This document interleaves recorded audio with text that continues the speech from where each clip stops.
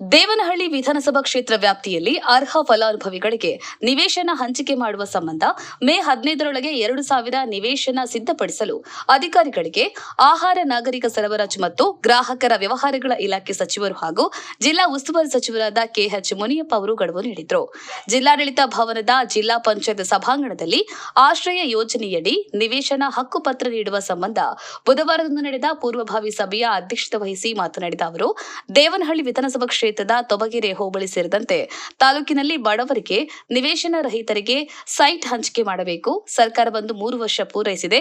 ಬಡವರಿಗೆ ನಿವೇಶನ ವಸತಿ ಕಲ್ಪಿಸುವುದು ನಮ್ಮ ಜವಾಬ್ದಾರಿಯಾಗಿದೆ. ನಿವೇಶನ ಹಕ್ಕುಪತ್ರ ವಿತರಣೆ ವಿಳಂಬ ಆಗಬಾರದು ಎಂದರು. ಇದರ ಜೊತೆಗೆ ಕುಡಿಯುವ ನೀರು ಸಮಸ್ಯೆ ತ್ವರಿತ ಪರಿಹಾರ ಒದಗಿಸಲು ಸೂಚನೆಯನ್ನ ನೀಡಿದರು.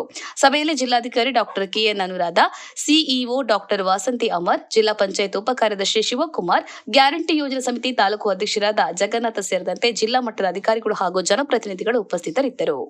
ನರಸಿಂಹಮೂರ್ತಿ, ದೇವನಹಳ್ಳಿ. ಜೈ ಭೀಮ್ ನ್ಯೂಸ್ 24x7 ಇದು ಬಹುಜನರ ನ್ಯಾಯಕ್ಕಾಗಿ.